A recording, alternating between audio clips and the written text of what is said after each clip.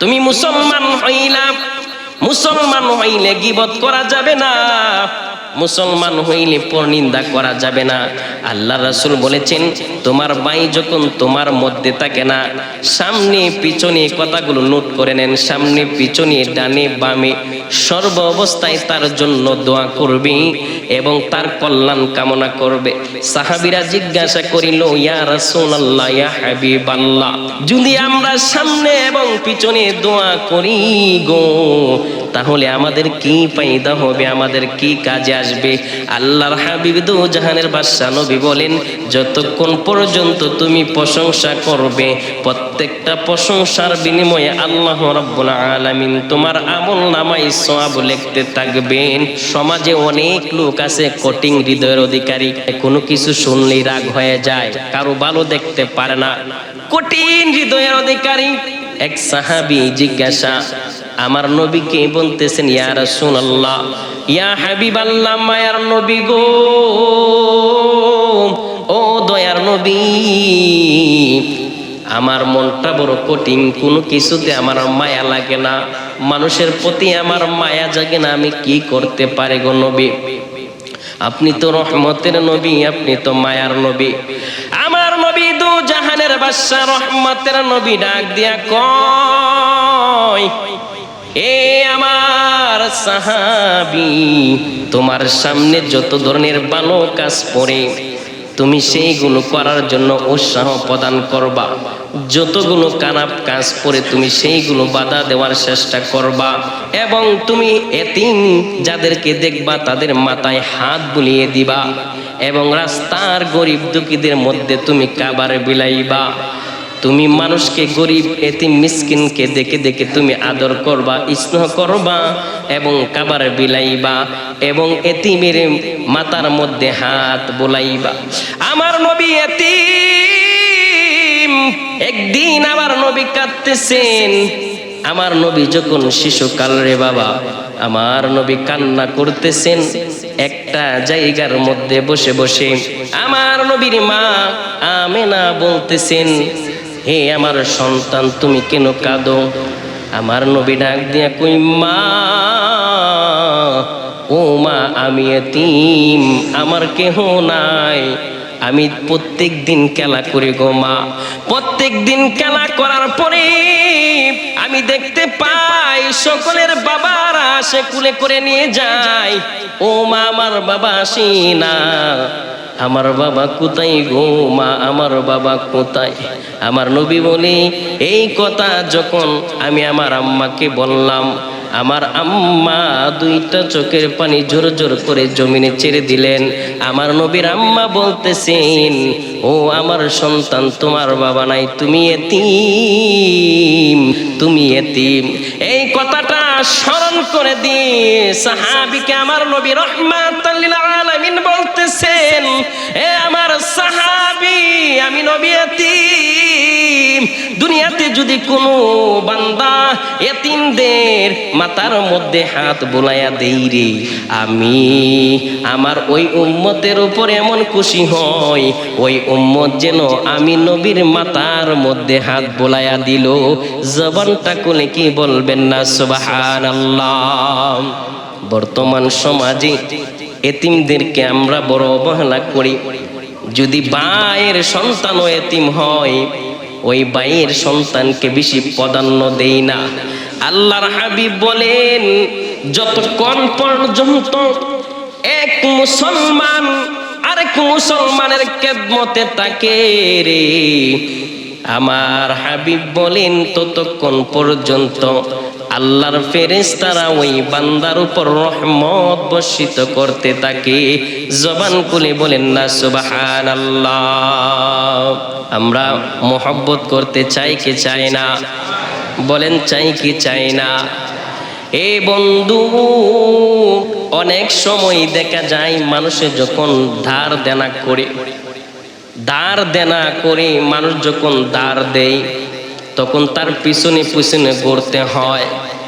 আল্লাহর হাবিব বলেন, কোন বান্দা যদি তার উপর ভাইয়ের সাহায্যে হাত বাড়ায়া দেয়, ওই বান্দা যদি ওই আমানতগুলো নিয়ে লুকায়া লুকায়া তাকে, যতদিন লুকায়া থাকবে ততদিন আল্লাহর ফেরেশতারা তাকে অভিশাপ দিবেন। আর যে সাহায্যের হাত বাড়ায়া দিয়েছিল, সাহায্য করেছিল টাকা দিয়ে, অন্যান্য সামগ্রী দিয়ে, আল্লাহর ফেরেশতারা যতদিন ওই দেনাদারের কাছে তার পাওনাগুলো থাকবে ততদিন তার সম্পদের মধ্যে, তার পরিবারের মধ্যে সর্বদিকে তার রহমতে ভরপুর করে দিবেন। যদি কোনো বান্দা মানুষের হক মেরে দেয়, সে যদি মক্কা মদিনা দৌড়াই, বাইতুল্লাহ তাওয়াফ করে, হজ করে, এই বন্ধুরে কোনো হজ তার কাজে আসবে না। যাকাত প্রদান দেই, তার যাকাত কাজে আসবে না। দান করে তার দান কাজে আসবে না। নামাজ পড়লে নামাজ কাজে আসবে না। যত ধরনের ভালো কাজ করে রে, কোনো কাজ তার কাজে আসবে না যতক্ষণ পর্যন্ত না সে হকদারের হকটা বুঝাইয়া দিল, পাওনাদারের পাওনাটা বুঝাইয়া দিল। যে পায় তার ঋণ পরিশোধ না করলো, আল্লাহর হাবিব বলে একজন শহীদ তার জীবনের সমস্ত গুনাহ আল্লাহ মাফ করে দেয়। শুধুমাত্র মানুষের হক যেইগুলো মেরেছে, মানুষের টাকা যেইগুলো আত্মসাৎ করেছে, মানুষের হক যেইগুলো নষ্ট করেছে, সেইগুলো আল্লাহ ক্ষমা করেন না। আমরা বলি শহীদ হয়ে গেছে, তার জীবনের সমস্ত গুনাহ গাতা মাফ। না না না, তার জীবনের সমস্ত গুনাহ মাফ হয় না। যদি পাওনাদারের হক সে আদায় না করে রে মানুষ, তাকে আল্লাহ শহীদি মর্যাদা পরিপূর্ণ দান করবে না। তার জীবনের সকল গুনাহ গাতা মাফ করে দিবেন, কিন্তু এই গুনাহগুলি মাফ করবেন না। হাসরের দিন আমরা সকলে জানি আল্লাহ নামাজের জন্য বিচার করবেন, তা সত্য, কিন্তু সর্বপ্রথম করলো সেটার জন্য আপনি আমাকে বেশি কিন্তু জাহান্নামের আগুনের মধ্যে ফুরাইবে না। এক ওয়াক্ত নামাজ যদি ত্যাগ করেন 2,08,000 কোটি বছর জ্বলতে হবে। এখন চিন্তা করুন, আপনি আমার জীবনে কতটুক আয়ু পেলাম? 60 বছর, কথা কন্যা ঠিক নেই, 70 বছর। এক ওয়াক্ত নামাজের বিনিময়ে যদি আল্লাহ 2,08,000 কোটি বছর জ্বালায়, তাহলে আপনি আমার আয়ুটা কত বড় সংকীর্ণ, সংক্ষিপ্ত। এ বন্ধু, আল্লাহ বলেন হাসরের দিন আমি তাদের জন্য কাহার হয়ে যাব যারা আমার নবীকে মহব্বত করে নাই। আমার নবীর আদর্শের মধ্যে মানুষের হক মারা আসেনি, বোঝা যা আছে? আমার নবীর আদর্শের মধ্যে হক মারা নাই। আমার নবীজির আদর্শের মধ্যে খারাপ ব্যবহার নাই। আমার নবীর আদর্শের মধ্যে মানুষের ক্ষতি সাধন করা নয়, ছিল না। বর্তমানে আমাদের স্বভাব এমন হয়ে গেছে, আমাদের ভাই আমাদেরকে বিশ্বাস করতে চায় না, আমাদের বাতিজ আমাদেরকে বিশ্বাস করতে চায় না, পাড়া প্রতিবেশী কেহ বিশ্বাস করতে চায় না। এই বন্ধু, এমন ভাবে জীবন গঠন করতে হবে তোমাকে তোমার পরিবার নয়, তোমার সমাজও যেন বিশ্বাস করতে পারে। কথা কোন ঠিক না বেটি? এই জন্য সবাই আগে আপনি আমি নিজেকে ঠিক করতে হবে। বলতে চাচ্ছিলাম আল্লাহ হাসরের দিন কাদের জন্য কাহার হবে? যারা মানুষের হক, পাড়া প্রতিবেশীর হক তারা নষ্ট করেছেন, তাদের জন্য কাহার হয়ে যাবেন। আল্লাহকে গিয়ে বলবেন আল্লাহ, আল্লাহর হক আদায় করে এসেছি। আল্লাহ বলবে সেটা আমিও দেখেছি তোমরা আমার হক আদায় করেছো। বান্দার হক কতগুলো আদায় করেছো? বলবে যে আল্লাহ, বান্দার হক তা আদায় করি নাই, কিন্তু বান্দার খালি ক্ষতি সাধন করছি। আল্লাহ বলবেন বান্দার হক আদায় করো নাই, বান্দার ক্ষতি সাধন করেছো। এখন তোমার আখিরাতের ক্ষতি হয়ে গেল। ও আল্লাহ, আখিরাতের ক্ষতি হয়ে গেল, এখন আমাদের কি গতি হবে? তোমাদের গতি হবে এই জাহান্নাম, তোমাদের চিরস্থায়ী ঠিকানা। অনেক মানুষ, অনেক যুবক বন্ধু বান্ধবের পাল্লায় পড়ে গাঞ্জা সেবন করে, ইয়াবা নামক ট্যাবলেট খায়, কত ধরনের মাদকাসক্তর সাথে তারা জড়িত। আল্লাহ বলেন যারা হকদারের হক নষ্ট করে, পাড়া প্রতিবেশীর হক নষ্ট করে।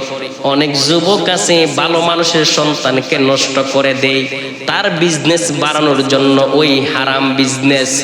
আল্লাহর হাবিব বলেন, যারা গাঞ্জা খাবে, যারা মাদকাসক্ত হবে, যারা মদ খাবে, ইয়াবা খাবে, যারা নেশাগ্রস্ত থাকবে, তাদেরকে জাহান্নামের মধ্যে এমন কিছু নারী থাকবে যারা জিনা করত, দুনিয়াতে বেবিচার করত।